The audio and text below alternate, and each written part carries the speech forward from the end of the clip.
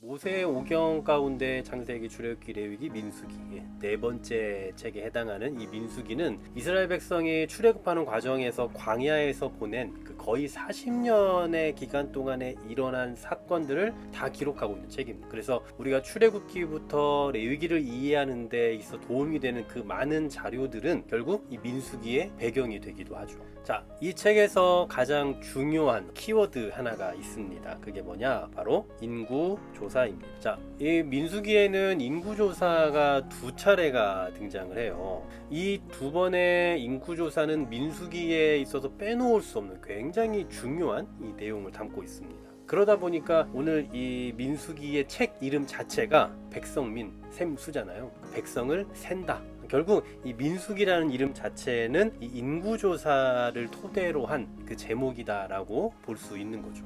그만큼 이 인구조사는 굉장히 중요한 의미를 담고 있다라는 거예요. 그럼에도 이 현대 모세 오경 연구사에서 보면 이 민수기는 다른 네 권의 책보다, 그러니까 창세기, 출애굽기, 레위기, 신명기보다는 조금 상대적으로 소홀히 취급되는 게 사실입니다. 왜냐하면 이 민수기는 어떤 일관된 주제를 찾기가 굉장히 어려울 만큼 되게 다양한 또 파편적인 그런 사건들로 구성이 되어 있어요. 한번 생각해 보세요. 모세오경의 대부분의 성경들, 그러니까 뭐 창세기나 이런 내용들을 보면 일관된 주제를 가지고 있습니다. 뭐 출애굽기만 하더라도 어디 뭐 시내산에서 얼마 동안 율법을 받는다거나 하는 그런 내용들, 또 레위기는 제사에 대한 규례에 대한 내용, 신명기는 또 마지막 설교와 같은 그런 내용들, 어떤 일관된 주제가 있지만 민수기만큼은 그런 일관된 주제를 찾아보기가 참 어려워요. 그래서 핵심이 뭐고, 그리고 모세가 말하려고 하는 것이 무엇인지에 대한 주제를 찾기가 상당히 어렵습니다. 그래서 아무래도 조금 소홀히 여겨지는 게 없지 않아 있습니다만, 그럼에도 불구하고 이 민수기가 모세 오경 내에서 차지하고 있는 그 중요성은요,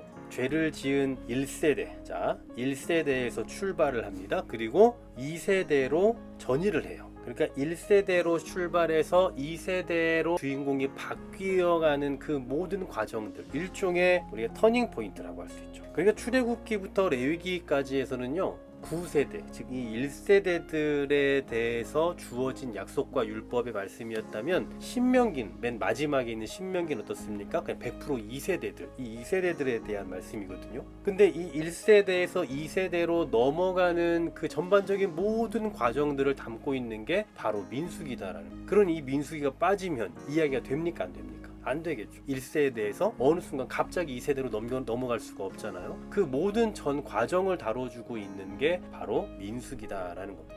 자, 그리고 민수기의 주제는 크게 한 세 가지 정도로 놓고 볼 수가 있습니다. 일단 가장 핵심적인 것은요, 약속의 땅이죠.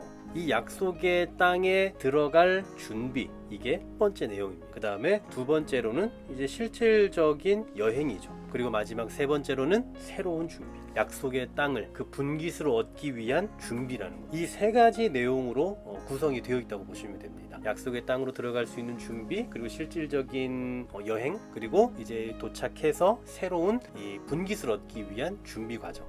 이러한 내용으로 진행되고 있는 게 바로 민수기다라는 거예요. 한 가지만 더 생각해 보자면요, 민수기의 어떤 중심 주제 혹은 주요 사건을 딱 보면 이 구속사에 대한 굉장히 중요한 전환기를 다루고 있어요.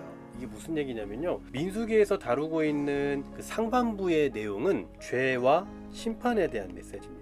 평민 지도자들, 그리고 또 제사장급 되는 지도자들이 모세에게 대항을 하죠. 그리고 백성들은 어떻습니까? 끊임없이 불평해요. 하나님의 섭리에 대해서 원망하고 불평을 해요. 이에 대해 하나님께서는 민수기 13장 14장에 가면 정탐꾼을 통해서 정탐을 하게 하시고, 그로 인해서 심판의 방화쇠를 탁 당기기 시작하시죠. 이와 같은 이 죄와 심판에 대한 이스라엘 백성들의 그 하나님을 향한 반역에 대한 심판의 내용을 담고 있는 게 첫 번째. 그리고 두 번째 부분은 뭐냐? 이번엔 굉장히 긍정적이에요. 그리고 또 희망적이기도 합니다. 앞서 죄와 심판에 대한 메시지에서는 사람이 맨날 죽어나가요. 그런데 이 뒷부분에 가면 26장부터 36장까지 후반부를 볼 수가 있는데, 여기에서는 한 사람도 죽었다는 이야기가 나오질 않습니다.